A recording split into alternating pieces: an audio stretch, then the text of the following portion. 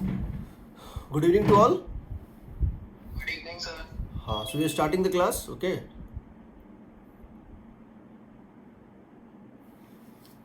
चलो class start कर रहे हैं। तो लास्ट क्लास में हम लोगों ने सेल के बारे में बात किया था। सेल क्या होता है, ईएमएफ क्या होता है, ठीक है। तो अभी थोड़ा सा एक चीज़ ले रहे हैं, बोले किरचॉफ लॉ। किरचॉफ लॉ क्या होता है समझो।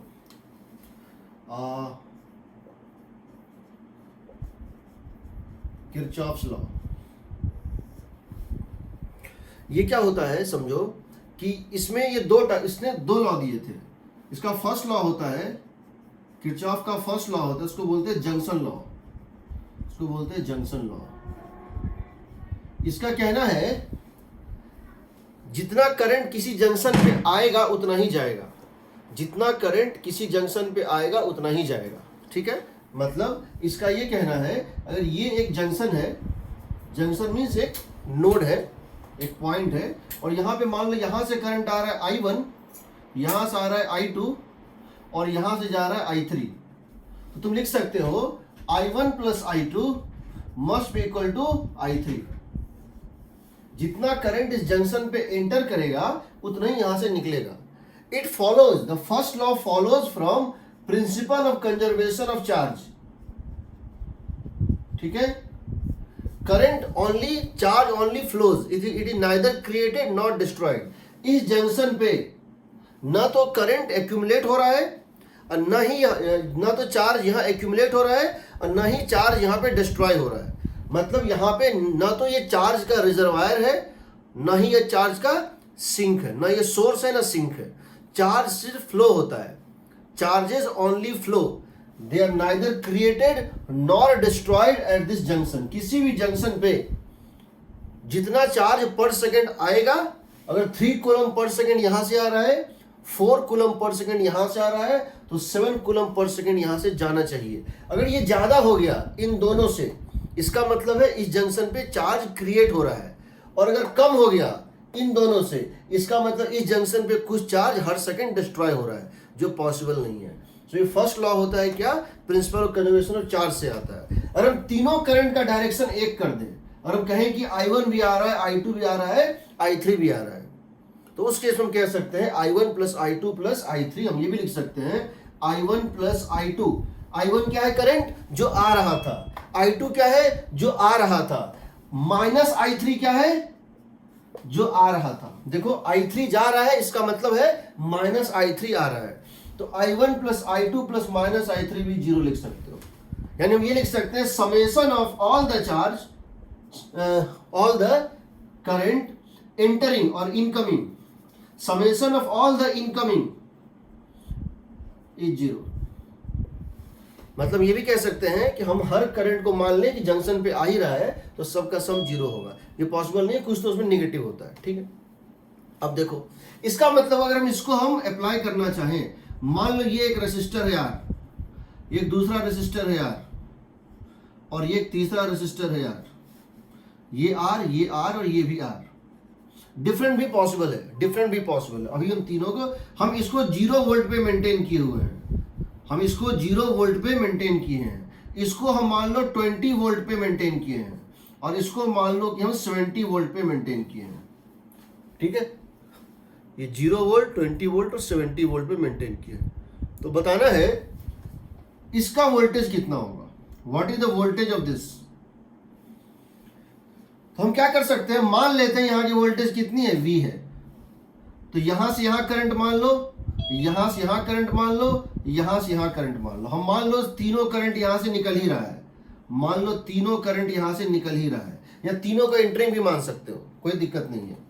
मान लेते हैं कि तीनों करंट जो है यहाँ पे निकल ही रहा है। तो उस केस में तुम लिख सकते हो V minus 0 by R।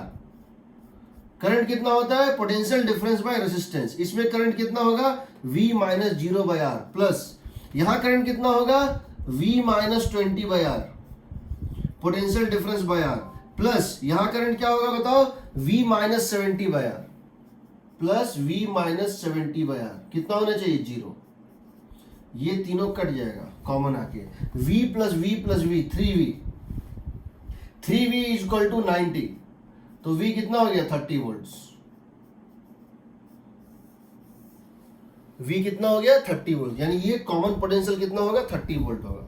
We are obtaining this क्योंकि इस पॉइंट से निकलने वाले सारे करंट का सम जीरो होना चाहिए, या इस पॉइंट पे एंटर करने वाले सारे पॉइंट का जीरो होना चाहिए। देखो हम ऑर्डर सेम रखे हैं, हाई माइनस लो, हमने माना करंट इधर गया इधर गया इधर गया, तो initial voltage minus final voltage by R, initial minus final by R, initial तीनों का सम जीरो कर दिया, हमारा वोल्टेज आ गया। अब हम ये समझते हैं बिकॉज ये 30 वोल्ट पे है, इस ब्रांच में करंट इधर गया होगा, high volt to low volt, high potential to low potential. इसमें क्या गया, इधर गया होगा 30 वोल्ट टू 20 वोल्ट, बट इसमें क्या हुआ होगा 30 है 70 है, तो इसमें आया होगा, इन दोनों में गया है, वो हम निकाल सकते हैं। कोई डाउट? जंक्शन लॉ में कोई डाउट? कहां से आता है? प्रिंसिपल कंजर्वेशन ऑफ चार्ज से आता है, ठीक है। नाउ अब हमारा सेकेंड लॉ है, सेकेंड लॉ को बोलते हैं लूप लॉ, वोल्टेज लॉ। क्या बोलते हैं? वोल्टेज लॉ, ठीक है। ये था जंक्शन लॉ, एक जंक्शन पे लगता है। दूसरा लॉ क्या होता है, उसको हम बोलते हैं लूप लॉ, उसको हम बोलते हैं लूप लॉ या पोटेंशियल लॉ या वोल्टेज लॉ। देखो दूसरे पॉइंट को हम बोलते हैं पोटेंशियल। देखो कैसे होता है, देखो कैसे होता है।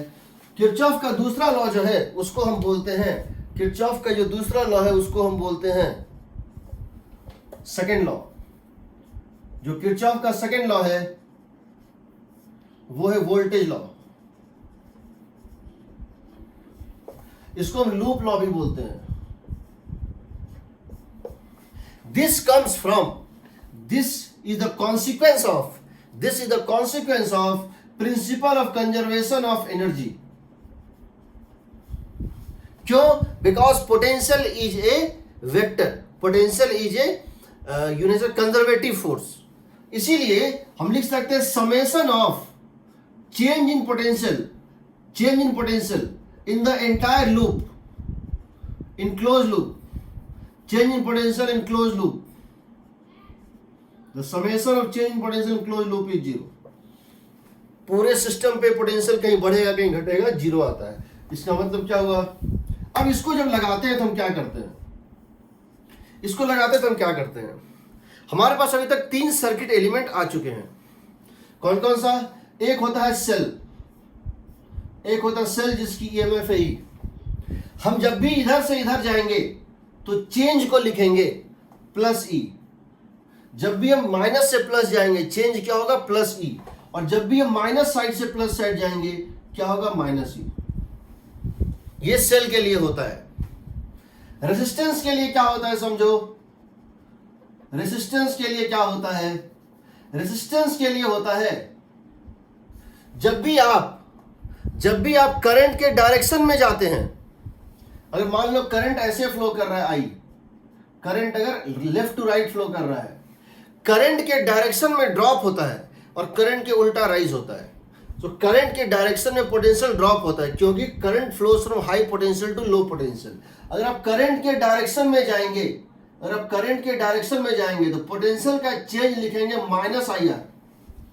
करंट के डायरेक्शन में पोटेंशियल का चेंज लिखोगे माइनस आई आर, और करंट के ऑपोजिट अगर जाओगे इधर से इधर तो लिखोगे प्लस आई आर। करंट के डायरेक्शन में पोटेंशियल घटता है, करंट के डायरेक्शन में पोटेंशियल घटता है। हम कैपेसिटर में इसको देख चुके थे। अगर ये कैपेसिटर है, ये क्यू है और ये माइनस क्यू है, ये प्लस क्यू और ये माइनस क्यू है, और कैपेसिटेंस सी है।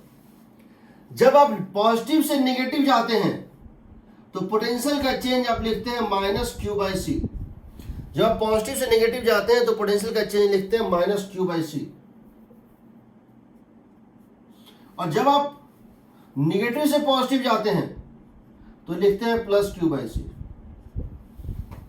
ठीक, अब समझो इस बात को। मान लो मेरे पास एक सर्किट इस तरह से, ये एक रेजिस्टेंस है और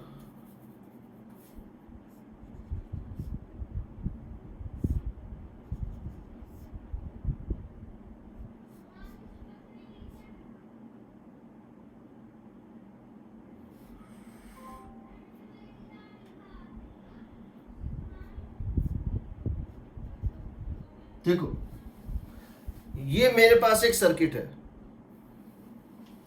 ये रेसिस्टेंस है 2 ओम, ये 3 ओम, ये 4 ओम, 2 ओम, 3 ओम और 4 ओम। ये मान लेते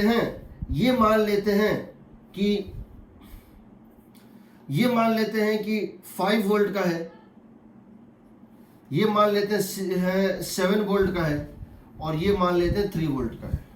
ठीक है, समझिएगा, जहां जहां ये लिखा है वहां पे ओम है और ये वोल्ट है। हम क्लीनलीनेस के लिए यूनिट नहीं डाल रहे हैं। 5 volt, 7 volt, 3 volt, 4 ohm, 3 ohm, 2 ohm. I have been asked find the current in this circuit. हम जानना चाहते हैं इस लूप में करंट कितना है। तो हम क्या करते हैं, वी से late us suppose that current is I, let us suppose that the current is I, let us suppose that the current is I। मान लेते हैं इस लूप में करंट कितनी है, I है। तो एक बार क्या करते हैं हम, अकॉर्डिंग टू दिस पोटेंशियल का चेंज पूरे सर्किट में जीरो आएगा, समेशन। हम किसी एक पॉइंट से स्टार्ट करते हैं। Let us start from this point, which point, P point. Let us start from point P। मान लो हम इस पॉइंट P से स्टार्ट कर रहे हैं और हम क्या करते हैं, एंटी क्लॉकवाइज मूव करते हैं। मेरे पास इनिशियल जो था मनी कितना था, Vp। मेरे पास इनिशियल मनी कितना था, Vp। मैं जब यहां से यहां गया, नेगेटिव से पॉजिटिव, जब मैंने इसको क्रॉस किया तो बढ़ के कितना हो गया, +7। क्यों +7? क्योंकि नेगेटिव से पॉजिटिव गए हैं। फिर हम यहां पहुंचे, फिर हम जब यहां पे गए, कहां से, 3 को जब पार किए तो करंट के डायरेक्शन में जा रहे हैं। देखो, we are going in the direction of current, तो क्या लिखेंगे, -3i -IR। क्यों -IR? Because we are going in the direction of current. तो यहां पहुंचेंगे तो यहां से यहां तक में ड्रॉप हो जाएगा -3 × I। फिर यहां से यहां क्या होगा बताओ, पॉजिटिव से नेगेटिव जा रहे हैं तो क्या लिखेंगे, -3 वोल्ट। यहां से यहां जाएंगे, क्या लिखेंगे, -3 वोल्ट। फिर हम यहां पे क्या करेंगे, करंट के डायरेक्शन में जा रहे हैं तो क्या लिखेंगे, -4i। करंट के डायरेक्शन में क्या होगा, निगेटिव चेंज होता है, -4i। फिर यहां से यहां जाएंगे तो क्या लिखेंगे, यहां से आएंगे क्या लिखेंगे, +5। यहां से यहां जाएंगे क्या लिखेंगे, +5। फिर जब यहां से यहां जाएंगे, फिर देखो करंट के डायरेक्शन में जा रहे हैं तो फिर चेंज क्या होगा बताओ, -2i। और फाइनली जहां थे वहीं पहुंच गए। फाइनली जिस पोटेंशियल पे थे, जो पैसा पास में था वही पैसा फाइनली हो गया। इनिशियल भी पोटेंशियल Vp था, फाइनल भी Vp है। Vp और Vp कट गया, Vp और Vp क्या हुआ, कट गया। तो क्या बचेगा बताओ, 3i 2i 7i, सॉरी 3 2 और 4, 9i इज इक्वल टू 7 + 5 - 3। देखो 7 + 5 12 - 3, सो 9i उस साइड चला गया और ये हो जाएगा 7 + 5, ये हो जाएगा 9। यानी I कितना आ गया, 1 एम्पियर। I कितना हो गया 1 एम्पियर। Current is 1 ampere. हमने करंट मान लिया था I, पूरे लूप में मूव कर गए और करंट कितना आ गया, 1 एम्पियर। अगर हम करंट उल्टा मानते, एंटी क्लॉकवाइज नहीं मानते, क्लॉकवाइज मानते, तो हमारा आंसर आता -1 एम्पियर। -1 एम्पियर का मतलब है करंट का वैल्यू 1 एम्पियर है और डायरेक्शन जो मैंने माना उसका उल्टा है। कोई डाउट? कोई डाउट?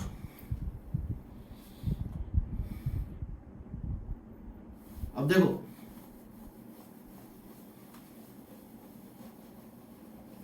हमने कल सेल की बात की थी। हमने कल क्या बात की थी, सेल की बात की थी, बैटरी की बात की थी कि बैटरी जो होता है उसका एक रोल होता है। रोल क्या होता है, वो वर्क करता है कंटिन्यूअस ताकि करंट मेंटेन रहे। वो वर्क करता है ताकि करंट मेंटेन रहे और उसमें वो अपनी केमिकल जो है एनर्जी को वो इलेक्ट्रिकल में कन्वर्ट करता है। और इलेक्ट्रिकल बाद में क्या होता है, हीट में या लाइट में कन्वर्ट होता है, वो सब देखेंगे। अब समझना इस बात को, मैं क्या बोलना चाह रहा हूं। देखो, हम क्या बोलना चाह रहे हैं कि हमने जो कल बात की थी कि एक हमारे पास एक सेल था, तो ये सेल है, इसमें कुछ प्लस चार्जेज यहां पर थे, कुछ माइनस चार्जेज यहां पर थे, और इसने एक इलेक्ट्रोलाइट होता था, इसमें केमिकल एनर्जी रहता है और ये करंट को मेंटेन रखता है। हमने कहा था कि इसकी एक ये यहाँ से यहाँ ले जाने में क्या करता है, वर्क डन करता है। वर्क डन बाय बैटरी होता है जब ये पॉजिटिव चार्ज को अपने नेगेटिव टर्मिनल से पॉजिटिव टर्मिनल तक मूव करता है against the existing electrostatic forces.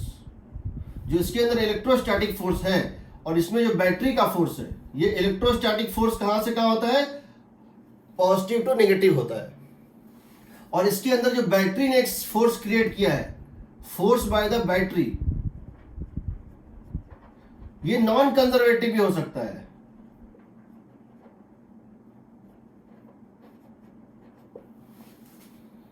इसका work done per unit charge क्या कहलाता था, ईएमएफ कहलाता था। ठीक है। नाउ अगर बैटरी है, जब करंट इसके अंदर, जब तुम चार्ज को मूव करोगे तो पोटेंशियल डिफरेंस तो है, वो तो अलग बात है। तुमको इस इलेक्ट्रिकल एनर्जी के अगेंस्ट तो उसको मूव कराना ही है, इस इलेक्ट्रोस्टैटिक फोर्स के अगेंस्ट तो चार्ज को मूव कराना ही है। साथ में यहां जो इलेक्ट्रोलाइट्स हैं उनके अगेंस्ट भी तो मूव कराना होगा, तो वो भी तो एक रेजिस्टेंस ऑफर करेंगे। तो अल्टीमेटली हम कह सकते हैं इसके अंदर इन इलेक्ट्रोलाइट्स का भी तो एक रेजिस्टेंस है। इसके अंदर जो इलेक्ट्रोलाइट्स हैं उनका एक रेजिस्टेंस भी तो है। सिर्फ उनका एक केमिकल प्रॉपर्टी नहीं है, उनका एक इलेक्ट्रिकल प्रॉपर्टी भी तो है तो मैटर का बना हुआ। तो इस रेजिस्टेंस को भी तो पार करना पड़ेगा। हम इस रेजिस्टेंस को बोलते हैं इंटरनल रेजिस्टेंस। क्या बोलते हैं, internal resistance of the cell, denoted by r, small r. इसको हम जनरली क्या करते हैं, स्मॉल आर से दिखाते हैं। This is the resistance offered by electrolytes या जो भी मटेरियल है of the cell inside it. यानी कि हम ये कह सकते हैं यहां से यहां तक ये एक बैटरी भी है और साथ में एक रेसिस्टर भी है। इसमें इसकी दो प्रॉपर्टी है, एक है इसकी ईएमएफ है और एक इसकी इंटरनल रेजिस्टेंस है। तो हमको इसको इस तरह से दिखाना चाहिए। कैसे दिखाना चाहिए कि ये एक सेल है, रियल सेल की बात कर रहा हूं। रियल सेल का मतलब होता है जिनके पास रेजिस्टेंस हो। एक होता है रियल सेल होता है, रियल सेल का मतलब है विथ इंटरनल रेजिस्टेंस। इसका मतलब है इसकी इंटरनल रेजिस्टेंस नॉट जीरो होती है। अगर रियल सेल है तो उनकी इंटरनल रेजिस्टेंस नॉन जीरो होती है। लेकिन अगर आइडियल सेल है उनकी इंटरनल रेजिस्टेंस जीरो होती है। तो अगर ये इंटरनल रेजिस्टेंस, अगर ये रियल है तो ये होना चाहिए ईएमएफ यहां और ये यहां। इसको हम एक डब्बे में बंद कर दें। This is the actual cell, this is the actual cell. एक ईएमएफ है और एक इंटरनल रेजिस्टेंस। बट हम इसको इस तरह ना दिखा के क्या दिखाते हैं, इस तरह से दिखाते हैं। एक ईएमएफ के साथ एक इंटरनल रेजिस्टेंस को क्या करते हैं, सीरीज में डाल देते हैं और इसको बॉक्स में बंद कर देते हैं। बॉक्स का मतलब समझो क्या है। भले हम इन दोनों को अलग अलग करके दिखा रहे हैं, भले हम इन दोनों को सेपरेट करके दिखा रहे हैं, एक ईएमएफ और एक रेजिस्टेंस को हमने सीरीज में दिखा दिया है, बट ये दोनों सेपरेबल नहीं है। ये और ये प्रॉपर्टी एक साथ है। इतने विथ का इतना जो इसका डीएक्स लेंथ है, इस डीएक्स लेंथ का एक इंटरनल रेजिस्टेंस है और इस डीएक्स लेंथ का एक ईएमएफ है। ऐसे ऐसे डीएक्स सबको जोड़े हैं तब ये ईएमएफ आया है, ऐसे ऐसे इंटरनल रेजिस्टेंस को जोड़े हैं तब इंटरनल रेजिस्टेंस आया है। मतलब तुम ये नहीं सोच सकते हो कि ये अलग है, ये जब भी होगा साथ में इसको लेके चलेगा, ये जब भी होगा इसको साथ में लेके चलेगा। तो हम इन दोनों को सेपरेट नहीं कर सकते हैं, दे आर इनसेपरेबल। इसीलिए इसको बॉक्स में बंद कर देते हैं। इसका मतलब क्या है, इस बॉक्स के अंदर तुम यहां पे पी साइड, इसको बोलते हैं पॉजिटिव साइड, पी साइड, इसको बोलते हैं एन साइड। तुम पी साइड और एन साइड के बीच में कोई इंस्ट्रूमेंट कनेक्ट कर सकते हो। तुम P और N पॉइंट के बीच में किसी इंस्ट्रूमेंट को कनेक्ट कर सकते हो। तुम P और इस पॉइंट के बीच में किसी भी इंस्ट्रूमेंट को कनेक्ट नहीं कर सकते हो। तुम जब भी इंस्ट्रूमेंट कनेक्ट करोगे, जब तुम्हारे पास एक बैटरी होता है, जब तुम एक बैटरी लाते हो, उस बैटरी के ऊपर प्लस और माइनस साइन लिखा हुआ होता है। वो प्लस साइन क्या होता है? इलेक्ट्रोड होता है। वहां तुम एक बैटरी का एक बल्ब का ये लगाते हो और नीचे एक लगाते हो। ड्राई सेल में क्या होता है? ऊपर एक प्लस और नीचे एक माइनस लिखा होता है। बट अंदर में तुम नहीं जा सकते हो ना, तो ये जो पॉइंट है, यहीं से तुम कनेक्शन कर सकते हो। तुम यहां से कनेक्शन कर सकते हो, तुम यहां इसके अक्रॉस कनेक्शन नहीं कर सकते हो। तुम चाहोगे कि सिर्फ सेल के अक्रॉस कर दें और रेजिस्टेंस को छोड़ दें, पॉसिबल नहीं है। ये सिर्फ बनाने का तरीका है। ये जो ईएमएफ है वो यहां से लेके यहां तक डिस्ट्रीब्यूटेड है यूनिफॉर्मली। सिमिलरली इंटरनल रेजिस्टेंस जो है ये भी यहां से लेके यहां तक डिस्ट्रीब्यूटेड है। तो दे आर इनसेपरेबल। एक स्मॉल अमाउंट ऑफ केमिकल का ईएमएफ में भी कंट्रीब्यूशन है और इंटरनल रेजिस्टेंस में भी कंट्रीब्यूशन है। सो इस बॉक्स के अंदर तुम कुछ नहीं कर सकते हो। इस बॉक्स के अंदर तुम नहीं जा सकते हो। तुम पी और क्यू से ही कुछ कनेक्शन कर सकते हो। यानी ईएमएफ और इंटरनल रेजिस्टेंस इनसेपरेबल है। दोनों एक साथ आएगा या कोई नहीं आएगा। सिर्फ ईएमएफ नहीं आ सकता है। ये ईएमएफ और ये आर, इसको बोलते हैं रियल सेल। रियल सेल में क्या होता है? ये होता है। अब समझो, जब भी तुम बैटरी को किसी सर्किट में लगा के यूज कर रहे हो, जब भी तुम बैटरी को किसी सर्किट में अप्लाई करके यूज कर रहे हो, उस समय Vp minus Vn plus terminal और माइनस टर्मिनल के बीच में जो डिफरेंस होता है, इसको बोलते हैं टर्मिनल पोटेंशियल डिफरेंस। क्या बोलते हैं? Terminal potential difference.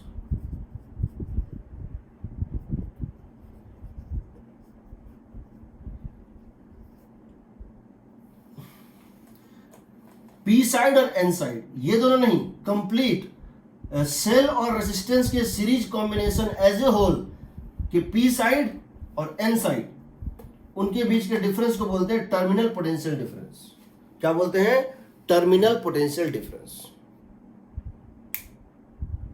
अब हम बताएंगे टर्मिनल पोटेंशियल डिफरेंस क्या होता है, कैसे निकालते हैं। यहां कोई डाउट है यहां तक में? रियल सेल, एक्चुअल सेल, उसमें इंटरनल रेजिस्टेंस होगा। बिना इंटरनल रेजिस्टेंस के कोई सेल पॉसिबल नहीं है। हम कह देते हैं let us suppose this cell is ideal. मतलब आइडियल मतलब क्या हुआ? उसमें इंटरनल रेजिस्टेंस नहीं है, बट रहता है। सब सेल में इंटरनल रेजिस्टेंस होता है। ठीक है। अब हम जानना चाहते हैं कि टर्मिनल पोटेंशियल डिफरेंस, हम जानना चाहते हैं कि टर्मिनल पोटेंशियल डिफरेंस कितना होता है और किस केस में कितना होता है। हम जानना चाहते हैं Vp माइनस Vn की वैल्यू कितनी होती है। एग्रीड? करें?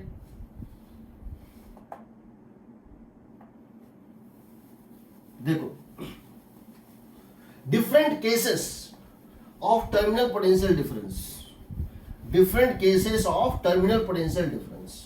टर्मिनल पोटेंशियल डिफरेंस कैसे होता है, और उसको हम 4 केस होते हैं।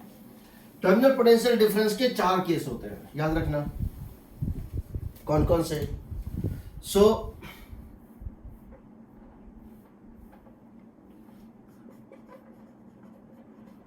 टर्मिनल पोटेंशियल डिफरेंस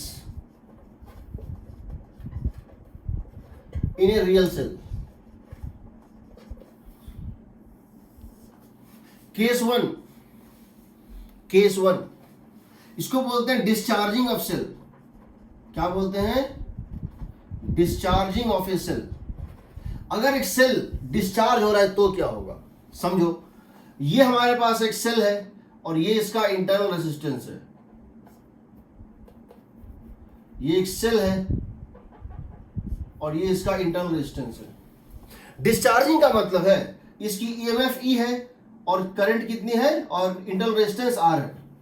ये एक बॉक्स है, इस पूरे बॉक्स को बोलते हैं सेल। रियल सेल का मतलब इस बॉक्स के अंदर का दोनों चीज कंबाइंड। ये पी साइड है, पॉजिटिव साइड, और ये एन साइड है। डिस्चार्जिंग का मतलब है इसका पॉजिटिव टर्मिनल करंट प्रोवाइड कर रहा है, इसका पॉजिटिव टर्मिनल करंट प्रोवाइड कर रहा है और नेगेटिव टर्मिनल में करंट आ रहा है। ठीक, अब यहां से स्टार्ट करो और किरचॉफ लॉ लगाओ। तुमको क्या निकालना है? Vp minus Vn। यहां स्टार्ट करो और किरचॉफ लॉ लगाओ। तो देखो क्या करेंगे, हम यहां से स्टार्ट करते हैं।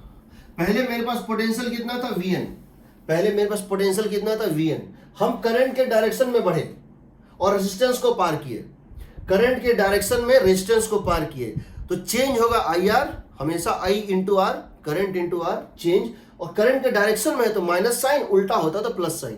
तो यहां से जब यहां जाएंगे तो लिखेंगे, यहां जब पहुंचेंगे तो Vn से घट जाएगा कितना, माइनस IR। उसके बाद फिर क्या किया, हम यहां से यहां गए, निगेटिव से पॉजिटिव गए, तो क्या लिखेंगे प्लस E, फिर यहां गेन हुआ, अब जो पोटेंशियल है उसको क्या बोलेंगे Vp, तो यहां से आएगा Vp minus Vn is equal to E minus IR।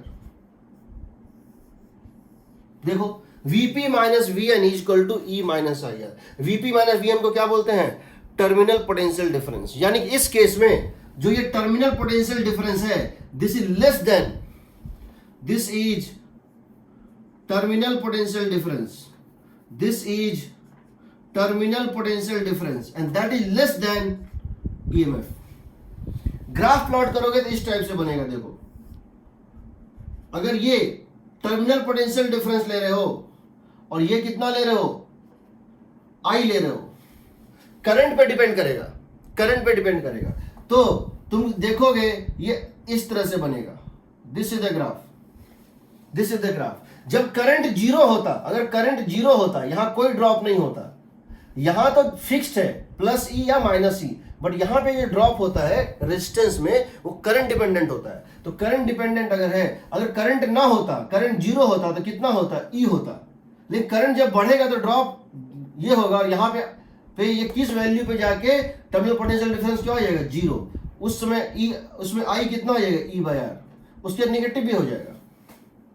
यानी हो सकता है कि बहुत ज्यादा करंट फ्लो करे तो हो सकता है ये P साइड कम पोटेंशियल फ्लो, नेगेटिव भी हो सकता है। मान लो यहां से यहां ड्रॉप, मान लो यहां से यहां का ड्रॉप 10 वोल्ट है और ये जो है यहां से यहां तक सिर्फ 6 वोल्ट है, तो इसका मतलब यहां से यहां में नेट ड्रॉप हो रहा है ना, कुछ भी हो सकता है। देखो E minus IR, agreed. Second,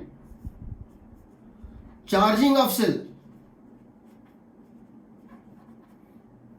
किसी सेल का चार्जिंग हो रहा है, इसका मतलब क्या है, किसी सेल का चार्जिंग होने का मतलब है कि समझो ये इंटरनल रेजिस्टेंस है R, ये EMF है E,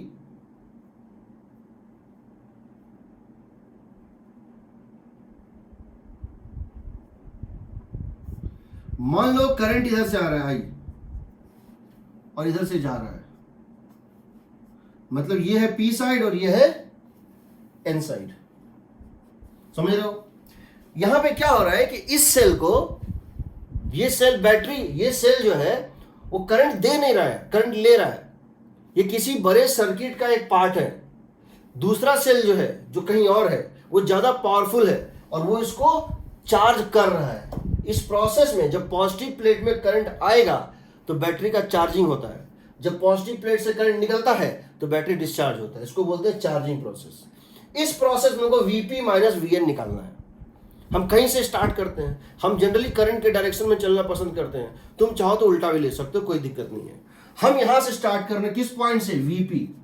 हम पहले पॉइंट कौन सा ले रहे हैं, Vp। ऐसे बढ़े, यहां से यहां गए, प्लस से माइनस, तो क्या लिखेंगे, minus E, Vp minus E। फिर यहां से यहां गए तो क्या लिखेंगे, माइनस IR। यहां से यहां गए करंट के डायरेक्शन में, क्या लिखेंगे, माइनस IR। ये किसके इक्वल होगा, Vn। यहां से आएगा Vp minus Vn, Vp minus Vn is equal to E plus IR। Vp minus Vn, देखो Vp minus Vn is equal to E plus IR। इसका मतलब है the terminal potential difference is greater than, the terminal potential difference is greater than EMF। यहां terminal potential difference क्या होता है, P और E के अक्रॉस ज्यादा होता है, तो टर्मिनल पोटेंशियल डिफरेंस चार्जिंग के टाइम पे जो होता है EMF से ज्यादा होता है, ठीक है। तीसरा, यहां तक कोई डाउट किसी को, हाँ,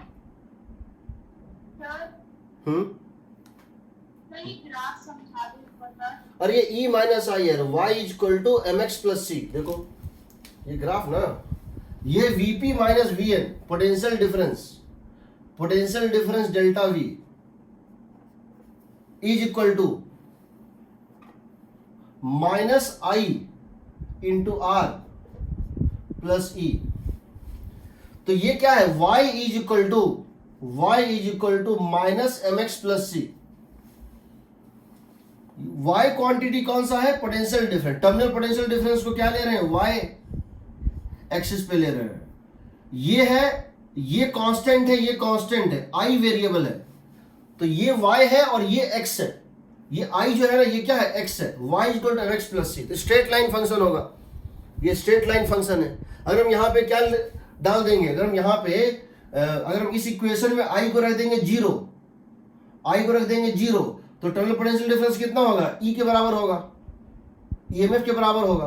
अगर यहाँ करंट नहीं रहता और यहाँ करंट 0 होता तो यहाँ ड्रॉप कितना होता, 0 होता।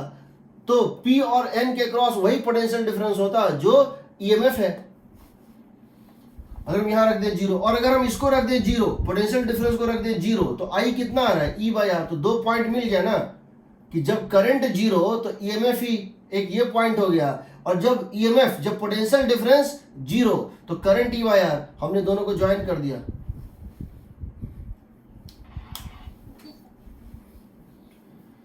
ठीक है। डिस्चार्जिंग में होता है E minus I R, charging में होता है E प्लस आई आर।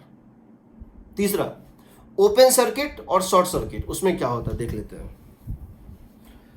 यानी याद रखना, टर्मिनल पोटेंशियल डिफरेंस EMF से ज्यादा भी पॉसिबल है, कम भी पॉसिबल है, नेगेटिव भी पॉसिबल है, जीरो भी पॉसिबल है। टर्मिनल पोटेंशियल डिफरेंस पॉजिटिव भी पॉसिबल है, पहले बता देता हूं स्टेटमेंट, उसको तो पूरा बताएंगे ही। टर्मिनल पोटेंशियल डिफरेंस जीरो भी पॉसिबल है, पॉजिटिव भी पॉसिबल है, नेगेटिव भी पॉसिबल है। EMF से ज्यादा ही पॉसिबल है, EMF से कम भी पॉसिबल है, और EMF के इक्वल भी पॉसिबल है। सब पॉसिबिलिटी होती है। ठीक है। हम अब क्या कर रहे हैं, थर्ड ले रहे हैं। थर्ड क्या ले रहे हैं, third we are taking is open circuit condition. Open circuit का मतलब होता है ऐसा सेल जो किसी चीज से कनेक्टेड नहीं है, ऐसा सेल जो किसी सर्किट से कनेक्टेड नहीं है, टेबल पे रखा हुआ है। ठीक है। सो देखो, तीसरा होता है, उसको हम बोलते हैं open circuit condition. Open circuit का मतलब है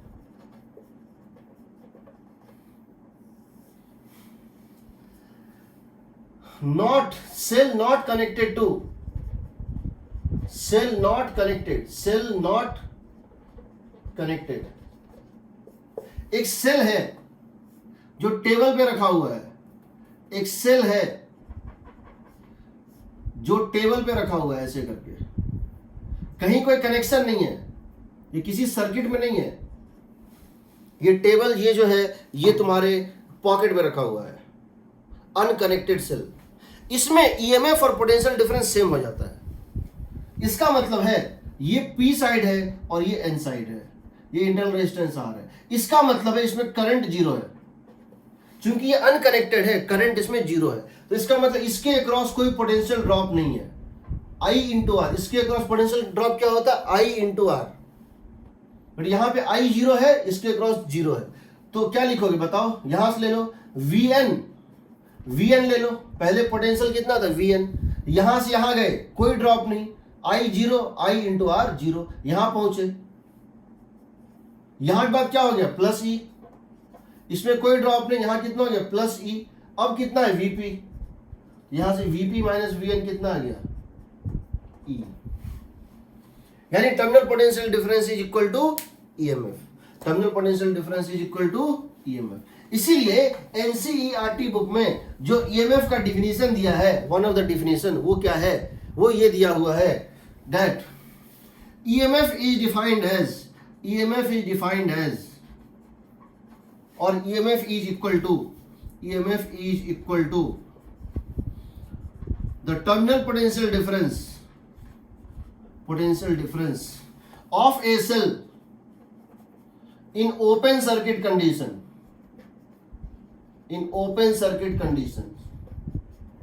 जब तुमने उसका कनेक्शन नहीं किया है, या सिंपली अगर हम कहें, अगर करंट 0 है तो, अगर करंट 0 है तो उस समय P और N के बीच का पोटेंशियल डिफरेंस वही होता है जो ईएमएफ होता है। Fourth, short circuit condition. Short circuit condition, इसका मतलब है positive and negative plates of the cell are connected by resistance less wire. इसका मतलब है शॉर्ट सर्किट का मतलब होता है किसी दो पॉइंट को क्या करो, किसी दो पॉइंट को क्या करो, समझो ये ईएमएफ है, ये आर है, ये तुम्हारा रियल सेल था। इन दोनों को क्या करो, ऐसे ज्वाइन कर दो। ये क्या है, कंडक्टिंग पाथ है, कंडक्टिंग पाथ जिसकी रेजिस्टेंस 0 है। इसकी रेजिस्टेंस कितनी है, 0 है।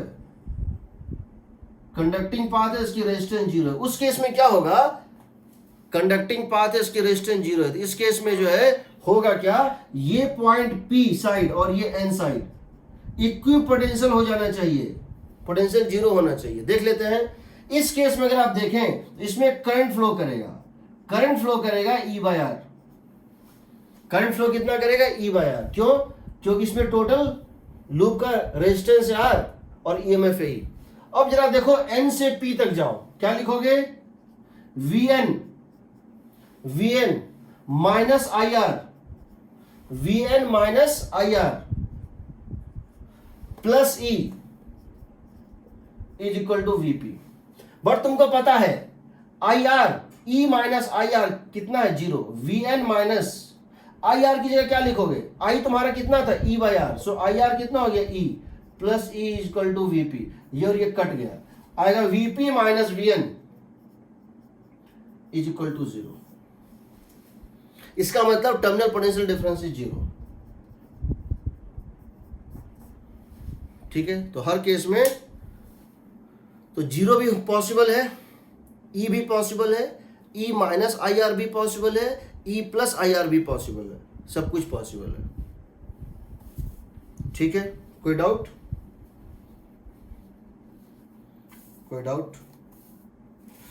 चलिए, now we are coming to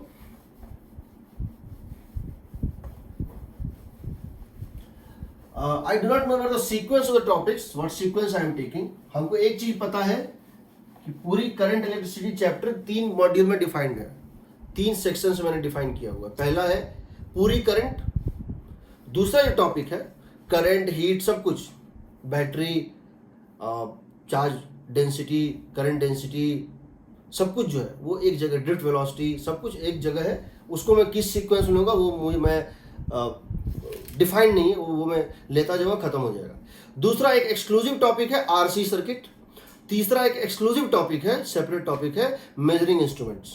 ठीक, तो आरसी सर्किट स्टार्ट करने से पहले मैं सब कुछ ले लूँगा, कुछ नहीं छोड़ूंगा, बट किस सीक्वेंस लूँगा ये मैं कभी कभी समझ नहीं पाता हूँ, क्योंकि इसमें सीक्वेंस बनता नहीं है कि ये पहले आएगा तभी ये आएगा, कुछ भी पहले लिया जा सकता है। तो वो सीक्वेंस हम उसके अकॉर्डिंग ले रहे हैं। ठीक है, हो सकता है कि संडे को हम तुम लोगों का एक एक्स्ट्रा क्लास लें शाम में, हो सकता है संडे को हम तुम लोगों का एक एक्स्ट्रा क्लास लें शाम में। हमने लास्ट क्लास में हमने अभी तक टेस्ट पेपर डिस्कस नहीं किया था, लास्ट वीक जो हुआ था, क्योंकि मुझे लगा था कि मैंने उसमें सारे क्वेश्चन जानबूझ के ही जो है उससे दिए थे, वर्कबुक से दिए थे। तो वर्कबुक से दिए थे तो मैंने 2 दिन का टाइम भी दिया था वर्कबुक के डिस्कशन पे। फिर भी किसी को अगर कुछ भी डाउट पूछना हो, इंक्लूडिंग टेस्ट का डाउट, किसी को कोई भी डाउट हो इंक्लूडिंग जो लास्ट टेस्ट में डिस्कशन मैंने नहीं किया था, कल सुबह 10 से 11 जूम पे कनेक्ट हो जाना। पिछले किसी भी टॉपिक में कोई डाउट हो, कैपेसिटर में हो, करंट में अब तक हो, या टेस्ट पेपर का कोई डाउट हो, कल सुबह 10 से 11 कनेक्ट हो जाना, हम बता देंगे। ठीक है, अब देखो, अब हम क्या कर रहे हैं, हम ले रहे हैं series parallel, combination of resistors, combination of resistors. पहला है सीरीज कॉम्बिनेशन।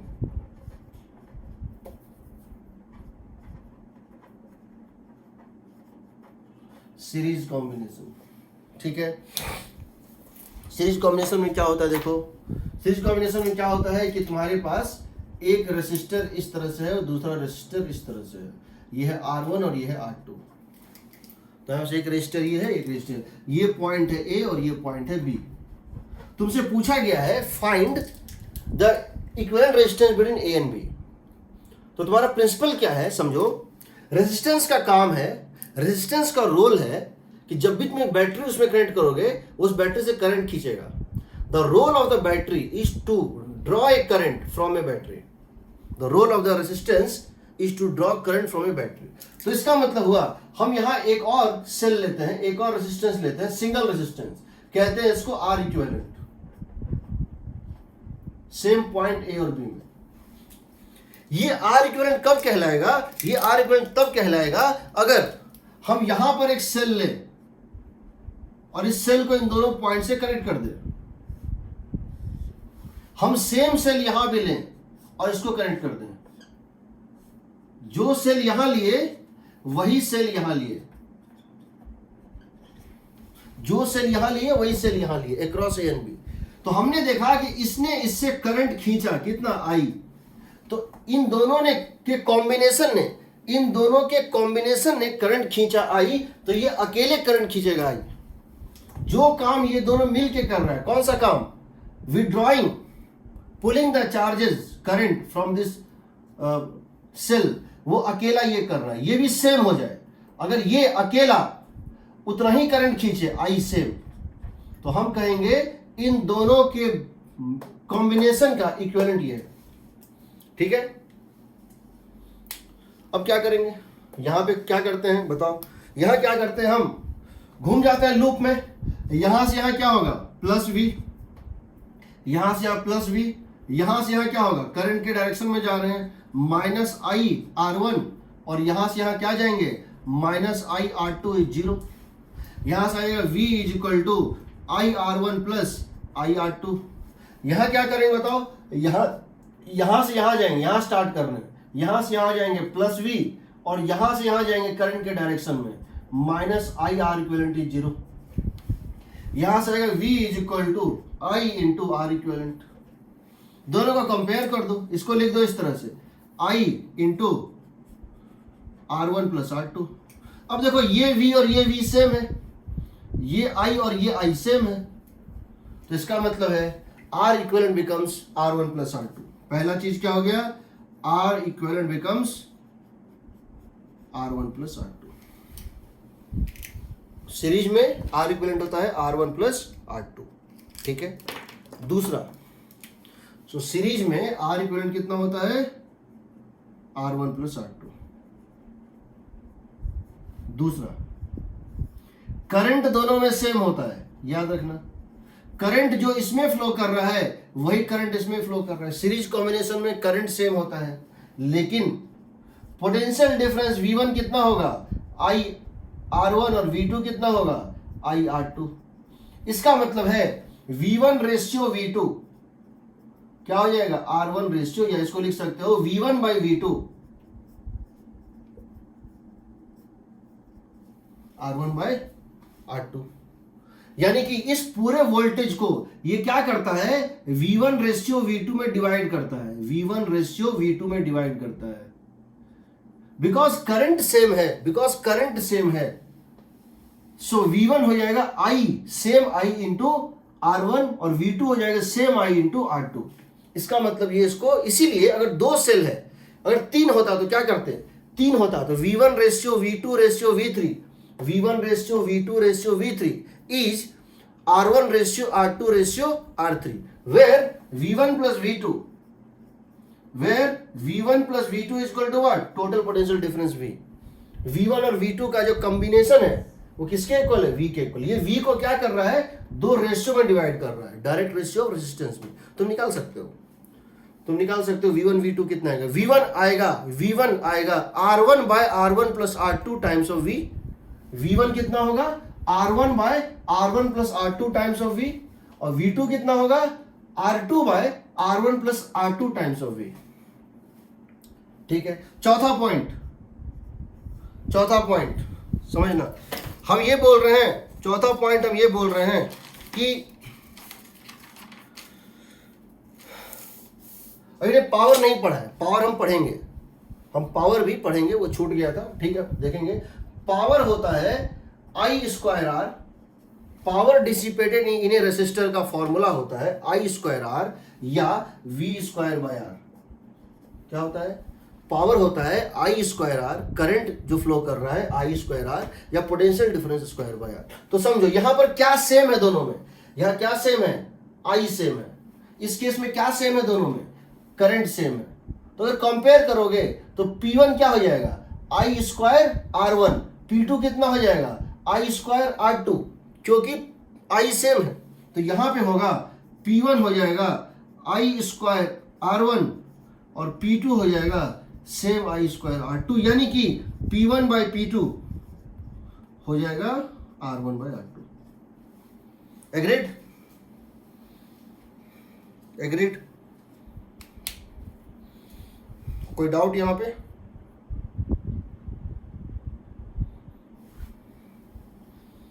कोई डाउट यहां पे? अगर कोई डाउट नहीं है यहां पे तो ये बताओ,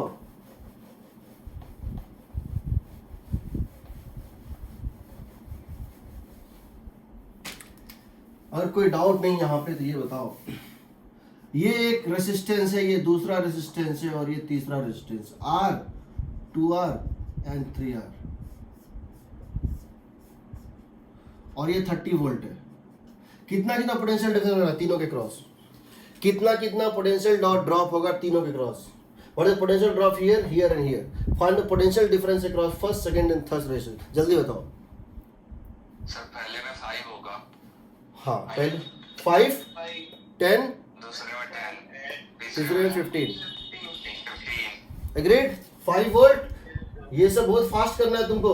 5 volt, 15 volt, sorry 10 volt, 15 volt, क्योंकि V1 ratio V2 ratio V3 1:2:3, 1:2:3, इसको 1:2:3 में डिवाइड करो, रेशियो प्रोपोर्शन जो होता है, that is going to be 5, 10 and 15।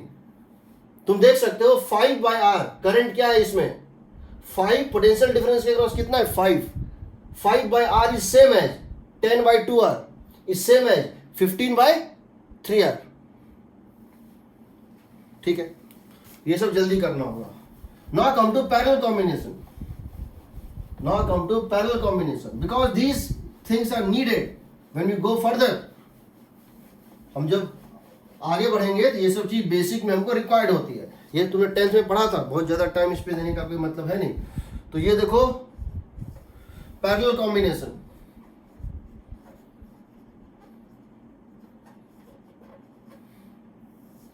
Parallel combination, इसका मतलब है कि यहां पर एक रेजिस्टेंस होता है इस तरह से,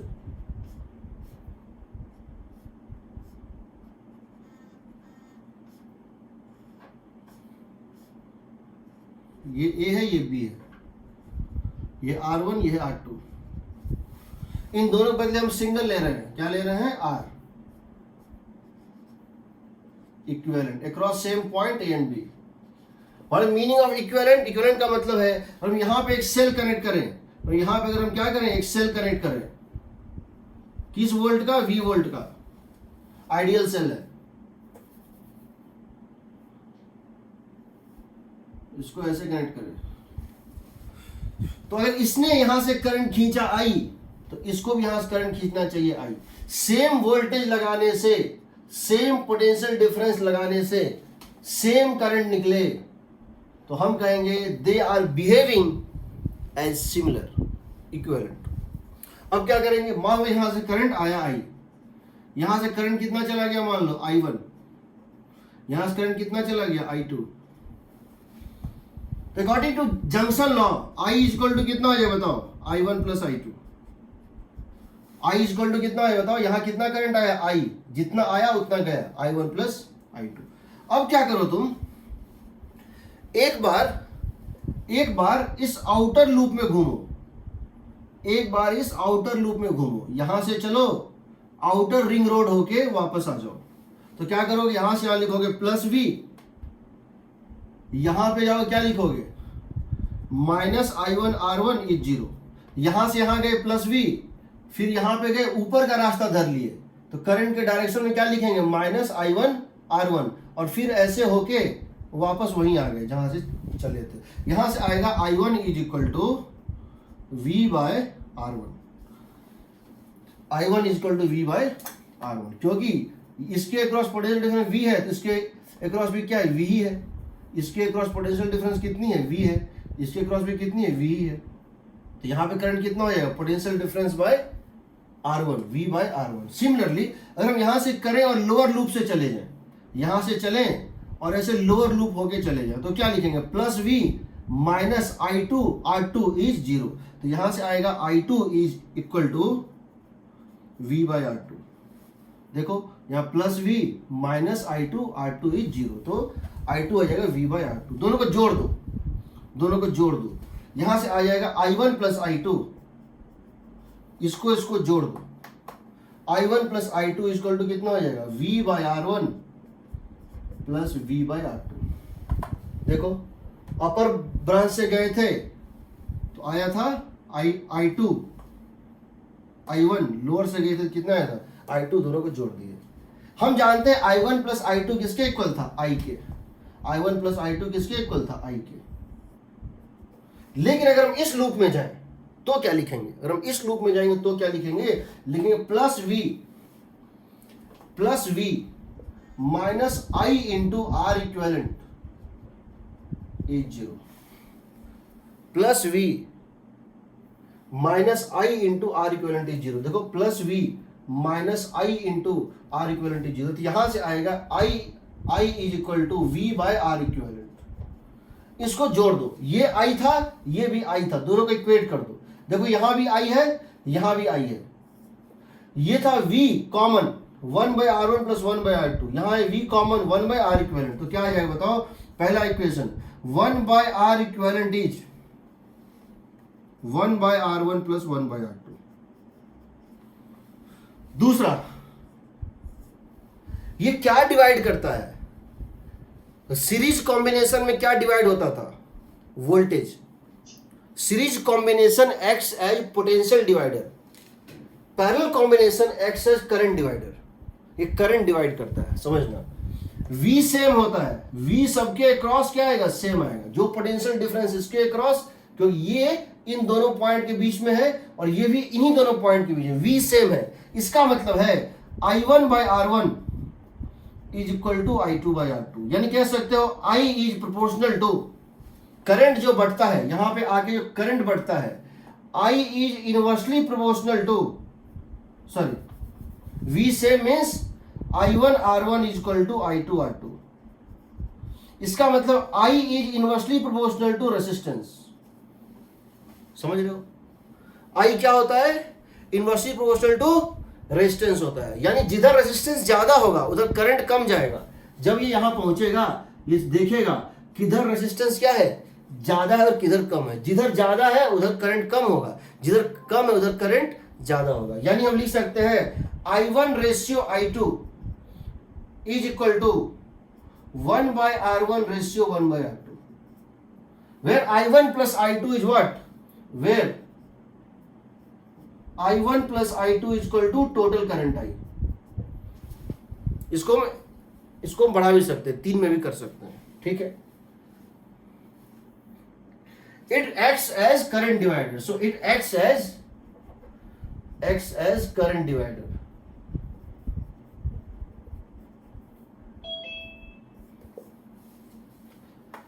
पोटेंशियल डिफरेंस सेम, यानी I into R का product same, I into R का प्रोडक्ट सेम, यानी कि I1/R1 is equal to I2/R2। more is the resistance, less is the current, less is the resistance, more is the current।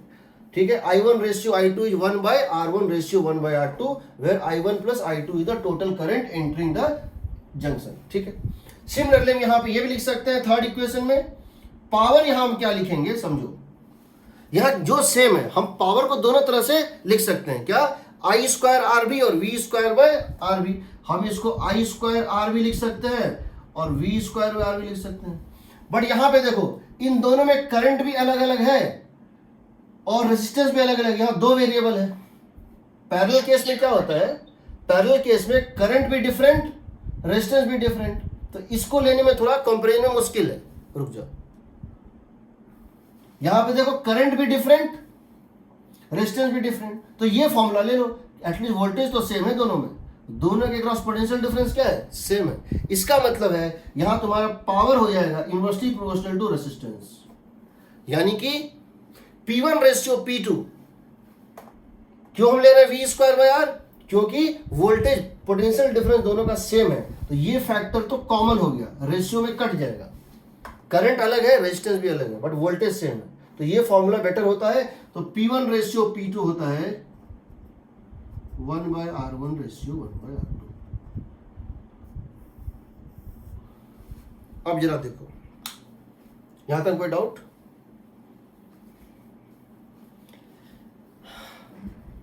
अब मैं दो तीन चीजें करना चाह रहा हूं पैरेलल कॉम्बिनेशन में। हम दो तीन चीजें मैं बताना चाह रहा हूं पैरेलल कॉम्बिनेशन में, और तुम लोग को अभी सीरीज पैरेलल समझ में नहीं आया है। ये तो 10th का क्लास है ना। सीरीज पैरेलल समझ में आएगा जिस दिन मैं इसका असली मीनिंग बताऊंगा। अभी तो बस ये समझो, अभी बस ये समझो कि सीरीज पैरेलल में क्या होता है वो समझो। पहली बात ये समझ लो, अगर हम तुमसे क्वेश्चन ये पूछें, ये R है, एक मिनट चलो ठीक है, ये R है, ये 2R है और ये 3R है, ठीक है।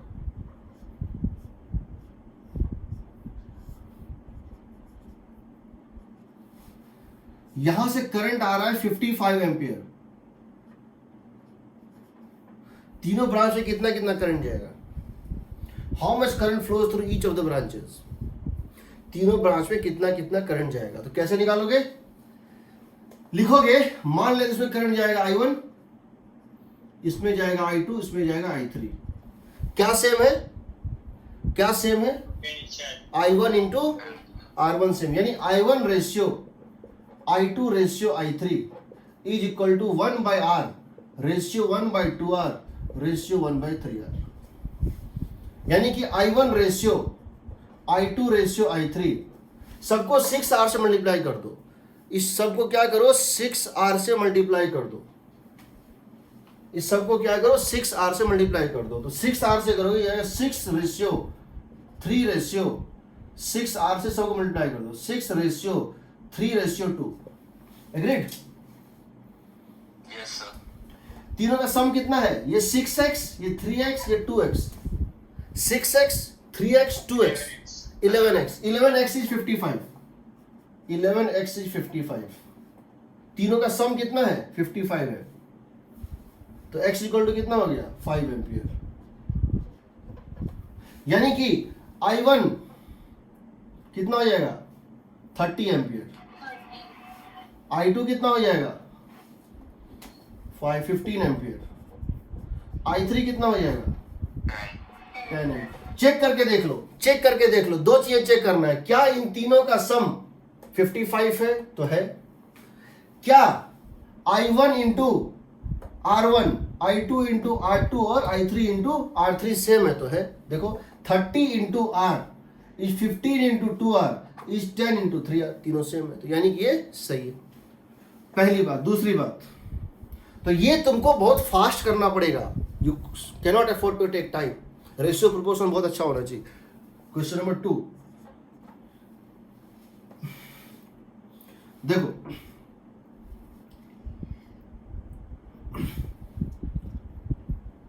अगर दो रेसिस्टर है,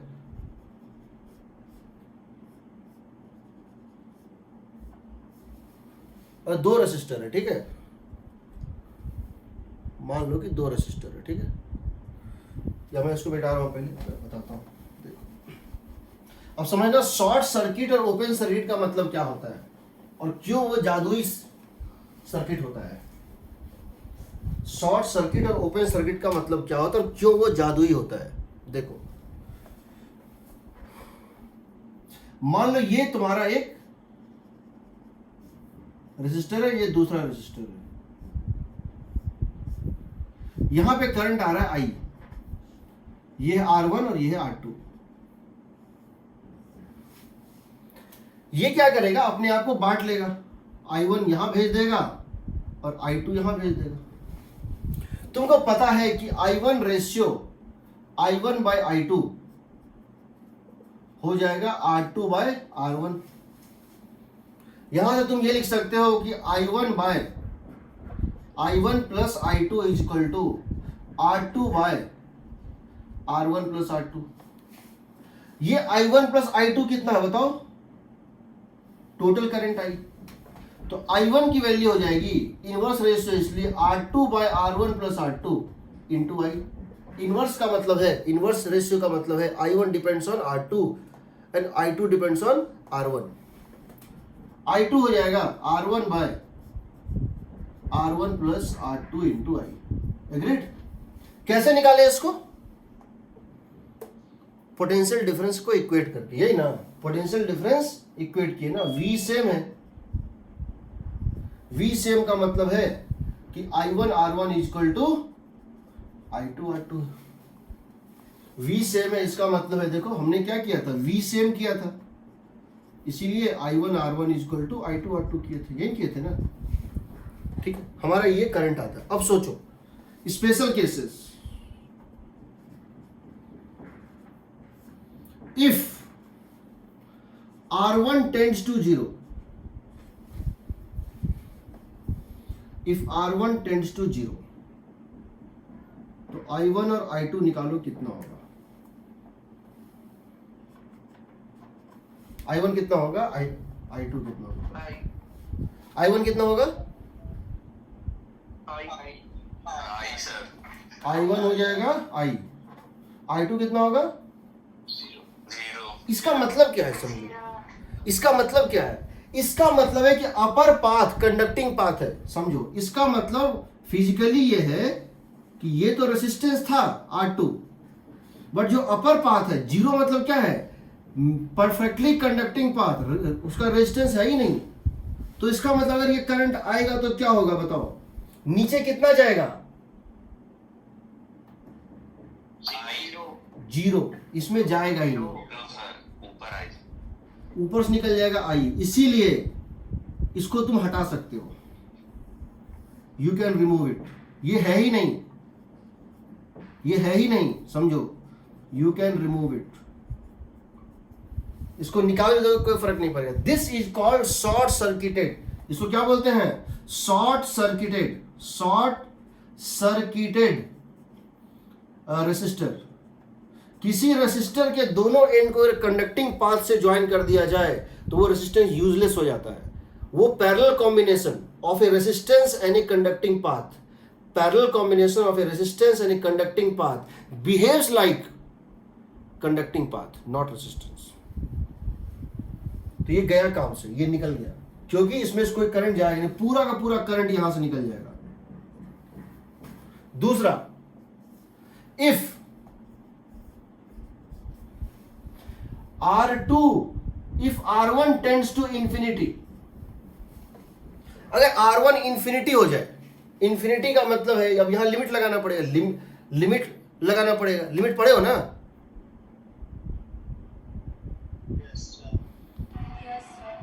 R1 टेंडिंग टू इंफिनिटी, इसका मतलब क्या करना होगा बताओ। इसको लिख सकते हैं, इसको लिख सकते हैं I1 is equal to R1 tending to infinity है तो ऊपर नीचे R1 से डिवाइड कर दो, कितना हो जाएगा, R2 by R1 by 1 plus R2 by R1 times of I, ये होगा ना।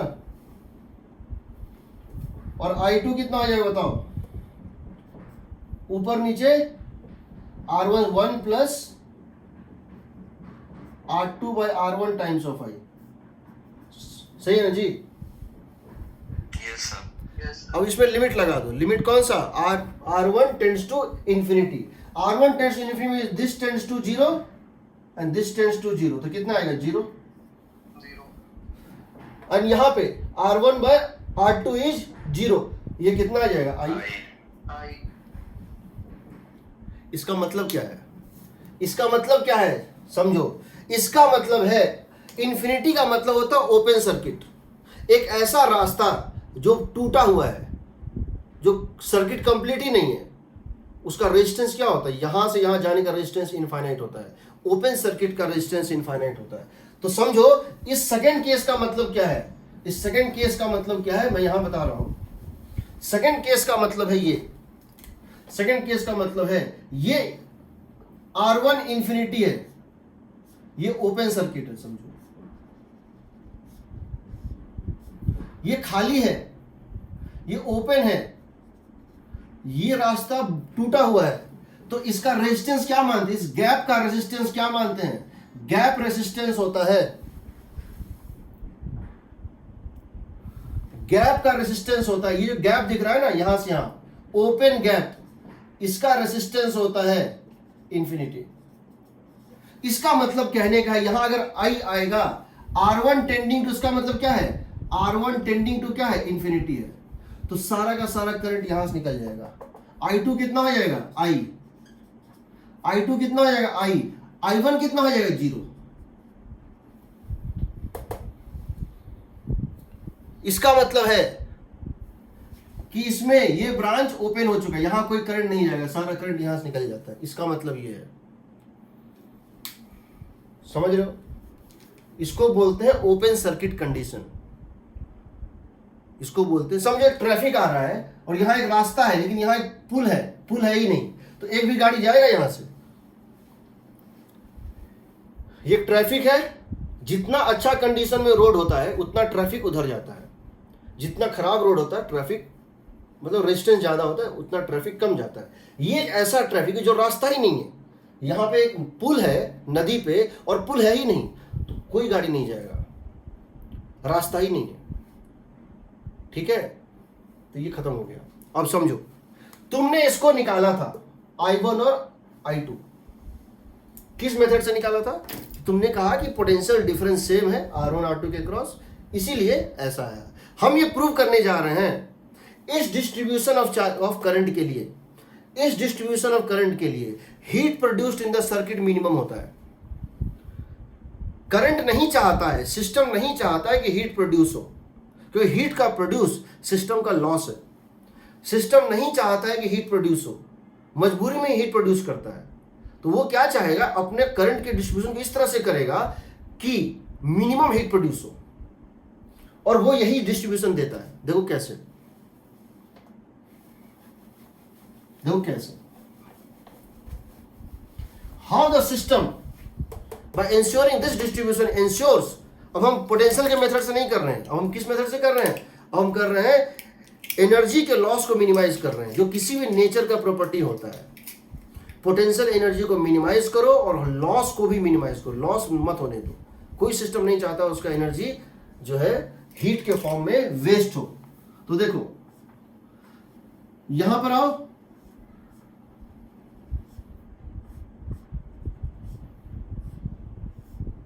ये R1 ये R2, यहां करंट कितना आ रहा था? I।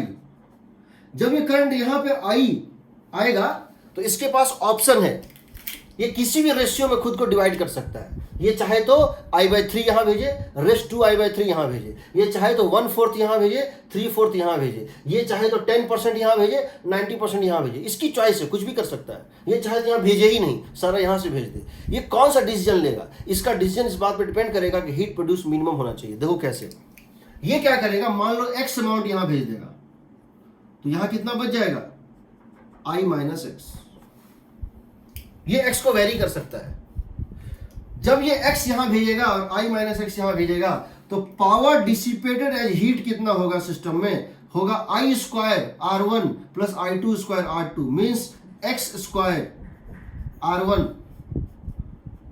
Plus I-x whole square R2। ये देखो फंक्शन ऑफ x है, not dp heat by dx। और तुम x को वेरी करोगे तो टोटल हीट प्रोड्यूस भी सिस्टम में वेरी करेगा, फंक्शन है। तो हम जानना चाहते हैं किस x पे ये हीट प्रोड्यूस मिनिमम होगा, इसको डिफरेंशिएट करते हैं। R1 तो कांस्टेंट है, कितना आ जाएगा? 2x। R2 तो कांस्टेंट है, इसका कितना आ जाएगा? 2 टाइम्स ऑफ I-x इंटू -1। इसको 0 से इक्वेट कर दो। क्यों? Because for P heat to be minimum, हम मिनिमाइज करना चाहते हैं हीट प्रोड्यूस्ड को, हम नहीं चाहते हैं कि हीट प्रोड्यूस हो किसी भी कीमत पे, ठीक है। तो बताओ इसको जब जीरो से इक्वेट करेंगे ये 2 कॉमन आके कट जाएगा, आ जाएगा x into R1 is equal to, उस साइड जाओ या एक काम करो, x इंटू R1, यहां -1 है, ये हो जाएगा plus x minus I into R2 is equal to 0। तो यहां से आएगा x is equal to R2 by x is equal to R2 into I, R2 into I by R1 plus R2। ये x की वैल्यू हमारी पहली क्या थी, I1 थी। देखो I1 क्या आया था, R2 into I by R1 plus R2, ये वही वैल्यू है। इस वैल्यू के लिए हीट का प्रोडक्शन मिनिमम होता है, इस वैल्यू के लिए हीट का प्रोडक्शन मिनिमम होता है। One of the Irodov questions, जिस दिन हम इरोडोव पे आएंगे एक एक करके पूरा बताएंगे, हमने सारा क्लास में लिया हुआ है। हम इरोडोव के लगभग सारे क्वेश्चन क्लास में ले लेंगे, लेकिन बताएंगे लास्ट में तुमको, जिस दिन हम एक दिन पूरा डिस्कस करेंगे। इरोडोव में कहा है prove that by energy method, prove that this distribution ensures the equal potential difference method, और दिस मेथड से दोनों से निकाल के इंश्योर करो कि यहाँ हीट प्रोड्यूस मिनिमम आता है। नेचर इस तरह से बिहेव करता है, ठीक है। तो ये आएगा R2 into I by R1 plus R2, ये डिस्ट्रीब्यूशन मिनिमम हीट प्रोड्यूस की तरफ लेके जाता है, ठीक है। चलो ये हो गया पैरेलल के केसेस की कुछ चीजें हमने ली थी। अब कई बार मिक्स्ड केसेस होता है, कई बार क्या होता है मिक्स्ड केसेस होता है। तो मिक्स्ड केसेस में हम क्या करते हैं, उसको कर सकते हैं, कोई दिक्कत नहीं। एक मिक्स्ड केस ले रहे हैं, एक मिक्स्ड केस जो है हम ले रहे हैं SCO इलस्ट्रेशन, तो हम मिक्स्ड केस पे ले रहे हैं बिकॉज अब हमको इंटीग्रेशन का केस लेना है। बट एक बार मिक्स्ड केस ले लेते हैं। देखो तो याद रखना, शॉर्ट सर्किट का मतलब रेजिस्टेंस 0, ओपन सर्किट का मतलब रेजिस्टेंस इनफाइनाइट। शॉर्ट सर्किट का मतलब रेजिस्टेंस जो है 0 और ओपन सर्किट का मतलब है, ओपन पाथ का मतलब है उस गैप का रेजिस्टेंस क्या होता है, इनफाइनाइट होता है, ठीक है। अब जरा देखते हैं हम नेक्स्ट। तो जैसे यहां पर एक क्वेश्चन इस तरह से है,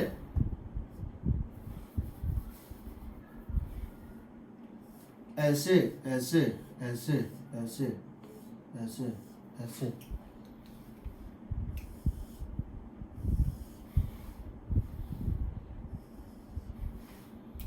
ठीक है। ये है 3 ओम, ये है 3 ओम, 6 ओम, 3 ओम, 6 ओम, 3 ओम, 6 ओम, 3 ओम,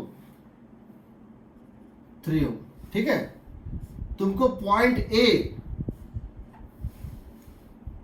और पॉइंट बी, इनके बीच में क्या निकालना है, इक्विवेलेंट रेजिस्टेंस निकालना है। तुमको ए और बी के बीच में इक्विवेलेंट रेजिस्टेंस निकालना, 2 हो जाएगा। देखो ये और ये सीरीज में, कोई डाउट, क्योंकि यहां से ऐसे जाओगे, ये ऐसे बिना करंट बटा हुआ निकल जाएगा। ये हो गया 6, ये 6 और ये 6 पैरेलल में, समझ रहे हो, ये 6 और ये 6 पैरेलल में, कितना हो गया 6 + 6 3। अब ये 3 और ये 3 सीरीज में,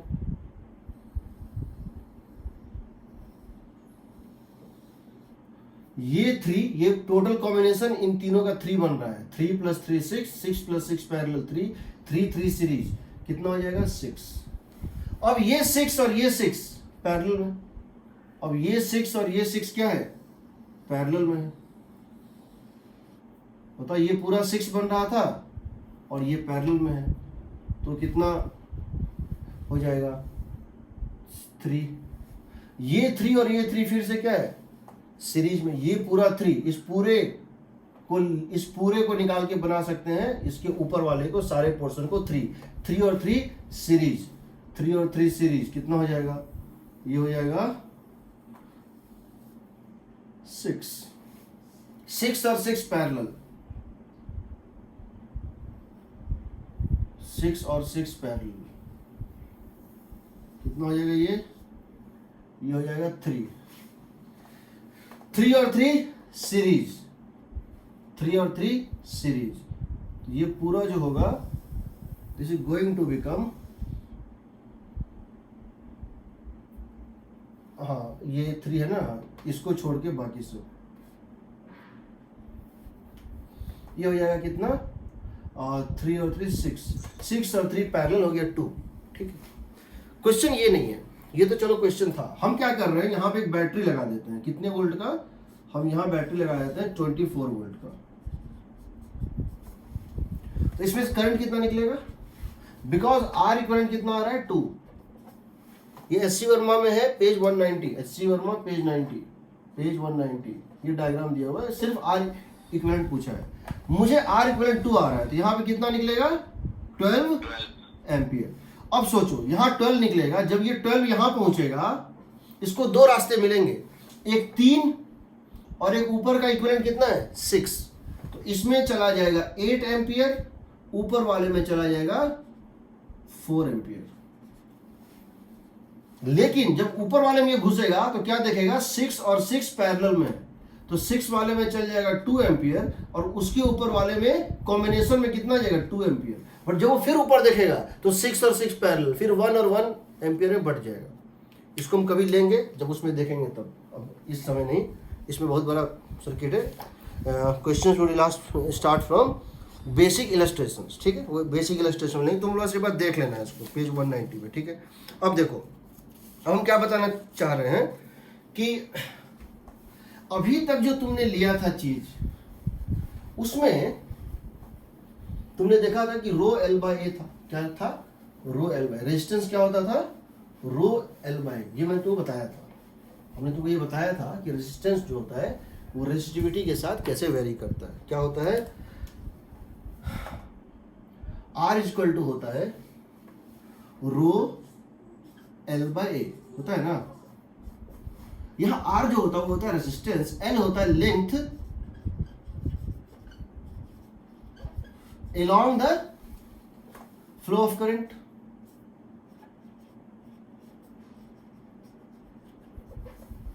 ए जो होता है वो होता है area of cross section normal to heat flow, normal to flow of current, perpendicular to flow of current.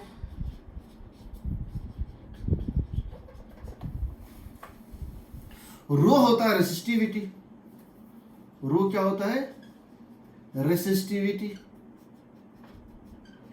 अब समझो क्या क्या हो सकता है। रो ए फंक्शन ऑफ एक्स हो सकता है, रो और ए फंक्शन ऑफ एक्स। समझो इस बात को, मान लो मेरे पास एक रॉड है, पहले हम एक बेसिक चीज ले रहे हैं, ये एक रॉड है, ठीक है, यूनिफॉर्म रॉड है, हर जगह एरिया कितनी है, ए है, हर जगह एरिया कितनी है, ए है। इसमें करंट ऐसे फ्लो कर रहा है लेफ्ट टू राइट, करंट इसमें लेफ्ट टू राइट फ्लो कर रहा है, तो करंट इसमें लेफ्ट टू राइट फ्लो कर रहा है ऐसे, ठीक है, आई करंट फ्लो कर रहा है आई। रेजिस्टिविटी है रो, जो कि हर जगह सेम है, हर जगह सेम है। यहां मान लेते हैं पोटेंशियल कितनी है, 100 वोल्ट है, यहां मान लेते हैं पोटेंशियल 100 वोल्ट है और यहां पोटेंशियल 0 वोल्ट है, ठीक है। तो तुमको पता है इसमें कोई करंट फ्लो कर रहा है। अब ये बताओ, मान लो हम इस पॉइंट से इस पॉइंट तक जाना चाहते हैं, कितना distance, x distance.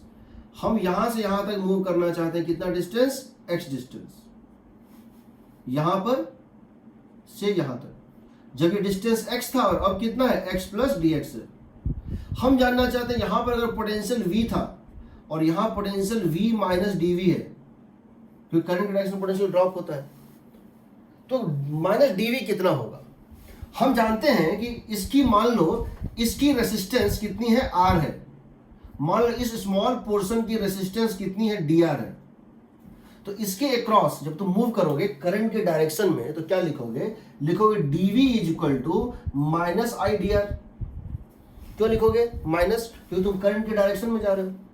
You are going in the direction of current, इसीलिए यहां से यहां तक में ड्रॉप होगा वो होगा इस पॉइंट पे करंट तो हर जगह सेम है, करंट इज सेम, सीरीज में है ना सब, करंट तो सेम है। इसकी रेजिस्टेंस अगर डी आर है तो यहां से आएगा dv इज इक्वल टू या minus dv is equal to या dv is equal to minus I, dr कितना है, what is the length in the direction of current, बताओ what is the length in the direction of current, dx, what is the length in the direction of current, is it dx, yes dx, l, so rho l by a ना, रो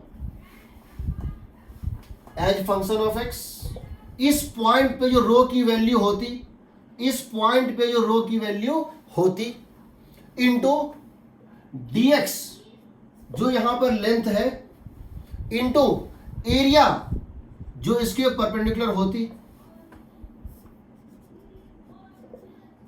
ये है resistance of that point. ये बात और है कि इस case में रो भी कांस्टेंट है, यूनिफॉर्म है, और एरिया भी यूनिफॉर्म है, इसीलिए dv इक्वल टू हो जाएगा minus I, rho is a constant in this case, not in all case, dx constant और a कांस्टेंट, यहां से आएगा minus dv by dx is equal to I rho by a, and that is constant.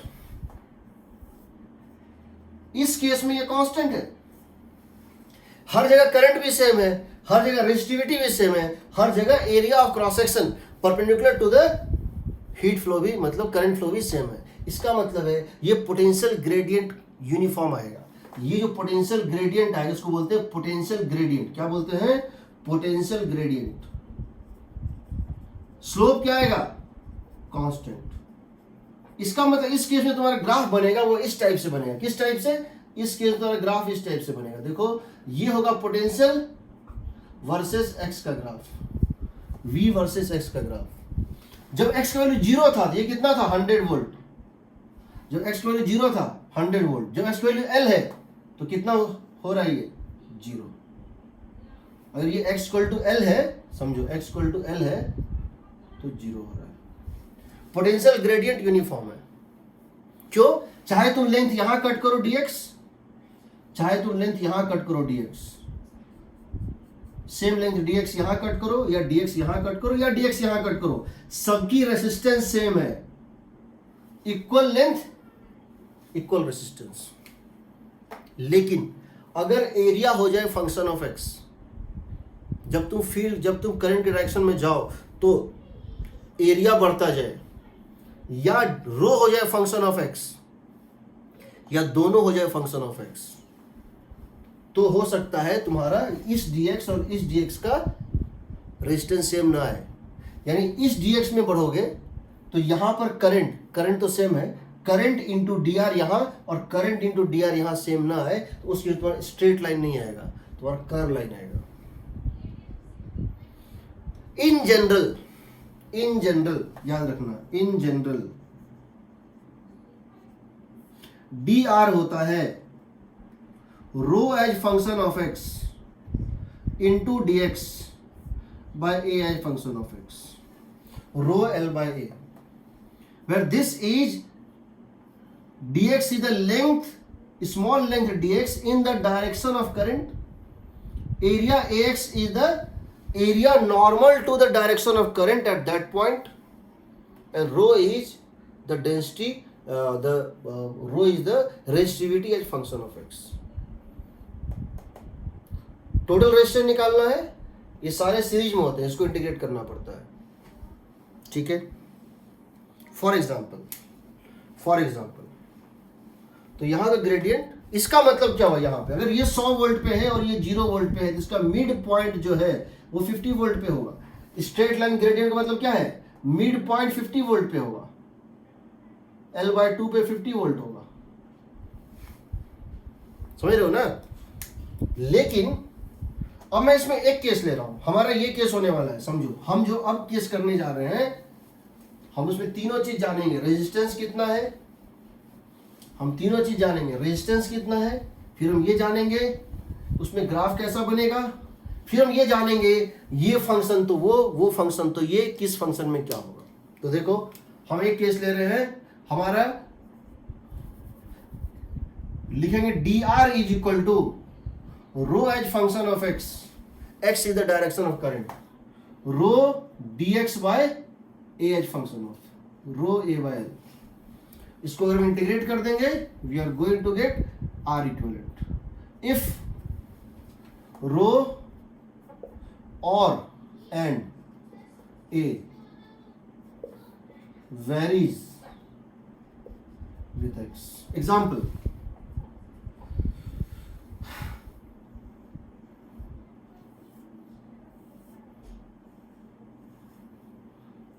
मान लो यहां हम area same रखते हैं, जान के रखते हैं, अभी हम दोनों को एक साथ वेरी नहीं कराना चाह रहे हैं, एरिया सेम, बट यहां पे रो जो है रेसिस्टिविटी है फंक्शन ऑफ एक्स है, मान लेते हैं alpha into x, alpha into x, alpha is a constant, alpha into x. हमको ये बताना है फाइंड द रेजिस्टेंस, इसकी लेंथ कितनी है एल, इसकी लेंथ कितनी है L, find the resistance of this. तो क्या लिखेंगे हम, यहां से किसी डिस्टेंस एक्स पे जाएंगे, हीट फ्लो कर रहा है लेफ्ट टू राइट, हम यहां से किसी डिस्टेंस एक्स पे जाएंगे और वेरी वेरी स्मॉल डिस्टेंस क्या कट करेंगे dx, हम बहुत स्मॉल डिस्टेंस क्या कट करेंगे dx। ये जो dx होगा ये एक रेजिस्टेंस की तरह बिहेव करेगा, इसकी dr लिख लेंगे, रो इस पॉइंट पे रो एज फंक्शन ऑफ एक्स, इस पॉइंट पे रो कितनी है अल्फा एक्स, वेरिएबल है, इस पॉइंट पे रो की वैल्यू थी alpha x, rho rho dx, rho l by a यहां वेरी नहीं हो रहा है, अगले केसेस में वेरी कर सकता है, यहां वेरी नहीं हो रहा है, तो क्या करेंगे इसको ए। ये हो गया रेजिस्टेंस इस पार्ट का। और आपको टोटल रेजिस्टेंस निकालना है, ऐसे ऐसे बहुत सारे पार्ट्स बनेंगे और सारे पार्ट्स क्या हैं सीरीज में, सीरीज में क्या होता है ऐड करते हैं, तो समेशन को इस तरह लिखते हैं, तो रेजिस्टेंस आ जाएगा अल्फा बाहर ए बाहर एक्स डी एक्स का इंटीग्रल कहां से कहां तक, 0 से लेकर के एल तक। टोटल रेजिस्टेंस निकालना है तो क्या हो जाएगा 0 से लेकर एल तक, ये हो जाएगा alpha by A L square by 2, agreed ना। ये इसका रेजिस्टेंस है। अब अगर हमसे ये पूछा जाता है फाइंड द करंट फ्लोइंग, तो करंट फ्लोइंग तो सिंपली क्या करते हैं, अगर ये पोटेंशियल डिफरेंस 100 वोल्ट पर है और ये 0 वोल्ट पर है तो सीधे क्या लिख देते 100 minus 0, potential difference across the ends, इस एंड से इस एंड के बीच में पोटेंशियल डिफरेंस है दिस, डिवाइडेड बाय रेजिस्टेंस। ये करंट है और ये करंट हर जगह सेम होगा, तो इसकी वैल्यू तुम निकाल सकते हो। अब तुम मुझे ये बताओ, अगर लेफ्ट हाफ का रेजिस्टेंस R1 है और राइट हाफ का R2 है, किसका ज्यादा होगा। अगर लेफ्ट हाफ का रेजिस्टेंस R1 है और राइट हाफ का रेजिस्टेंस R2 है तो किसका ज्यादा होगा।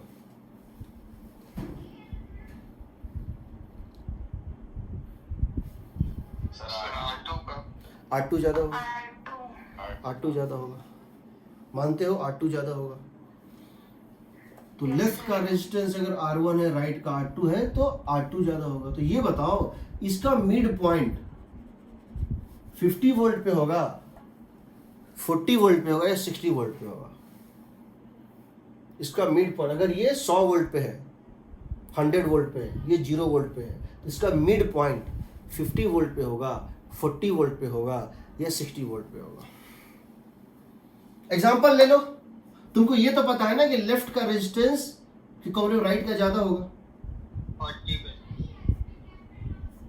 मान लो ये 100 है, मान लो ये 0 है, मान लो ये कुछ भी मान लो ये 3 है, ये 2 है, ज्यादा है ना, राइट लो ज्यादा है ना।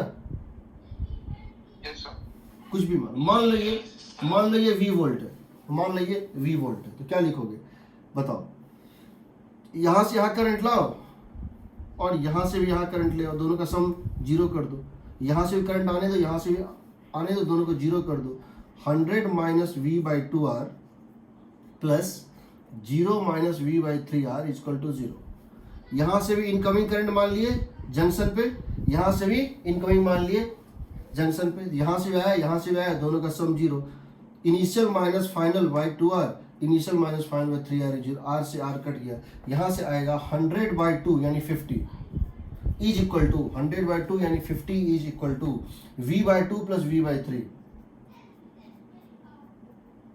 5v/6। सो v कितना है बताओ? 60 आ रहा है। हमने देखिए एक इलस्ट्रेशन लिया था सिर्फ सॉल्व करने के लिए, बस ये समझो कि यहाँ की जो पोटेंशियल होगी वो 50 से ज्यादा होगी, मोर देन 50। ठीक है, क्योंकि जब तुम यहां से यहां जाते तो पोटेंशियल बढ़ता, जब तुम यहां से यहां जाते तो लेफ्ट हाफ में पोटेंशियल ज्यादा बढ़ता और राइट हाफ में पोटेंशियल कम बढ़ता। टोटल पोटेंशियल को कितना बढ़ना है? 100, 0 से लेकर 100 तक जाना है, बट फर्स्ट हाफ में हाफ से ज्यादा जा रहा है। यहां पे ज्यादा रेजिस्टेंस है तो यहां जब 0 से यहां जाओगे तो पोटेंशियल बढ़ेगा, यहां से यहां रेजिस्टेंस ज्यादा है तो ज्यादा बढ़ेगा, यहां से कम बढ़ेगा। सिमिलर अगर इस डायरेक्शन में जा रहे हो तो पोटेंशियल घटेगा, यहां से यहां पोटेंशियल क्या होगा? कम घटेगा, 50 नहीं घटेगा, 50 से कम घटेगा, और यहां से पोटेंशियल ज्यादा घटेगा। समझो 100 में 50 से कम घटाओ तो 60 से ज्यादा होगा ना। ठीक, ये होता है 60 वोल्ट। अब समझो इस बात को कि यहां पर तुम्हारा हर पॉइंट पे ये डिफरेंट आएगा। ठीक है, अब हम क्या करेंगे? हॉलो सिलेंडर लेंगे, सिलिंड्रिकल सेल, स्फेरिकल सेल, और फिर हम बताएंगे कि उसमें कैसे होता है, कैसे ग्राफ निकालते हैं और उसमें शॉर्टकट क्या होता है। ठीक है, तो मुझे लगता है हम लोग संडे को, हो सकता है मैं शाम में एक एक्स्ट्रा क्लास लूँ करंट पे ही। ठीक है, क्योंकि मैं करंट को थोड़ा जल्दी खत्म करना चाह रहा हूँ। मैं चाहता हूँ current electricity with in 2 weeks with RC circuit and measuring instrument खत्म कर दूँ और मैं मैग्नेटिज्म स्टार्ट कर दूँ। तो संडे को वैसे तुम लोग का टेस्ट तो नहीं है, तो अगर मैं प्लान करूँगा तो मैं सैटरडे को मैसेज डाल दूँगा। ठीक है, कल 10 से 11, कल सुबह 10 से 11 किसी को कोई टेस्ट पेपर में कोई डाउट था, डिस्कशन था, तो वो सारा क्वेश्चन जो है उस बुकलेट में से ही था, वर्कबुक से, तो उसमें नंबरिंग मार्क कर लो कौन कौन सा डाउट है। उसके अलावा कैपेसिटर में कोई क्वेश्चन नहीं बन रहा है, इलेक्ट्रोस्टैटिक में कोई क्वेश्चन नहीं बन रहा है, या करंट में कोई क्वेश्चन नहीं बन रहा है, कल 10 से 11 पूछ सकते हो। ठीक है, ओके सर, चलो यस सर, बाकी नेक्स्ट क्लास में। Thank you sir, thank you, thank you sir, thank you. Thank you sir. Thank you, sir.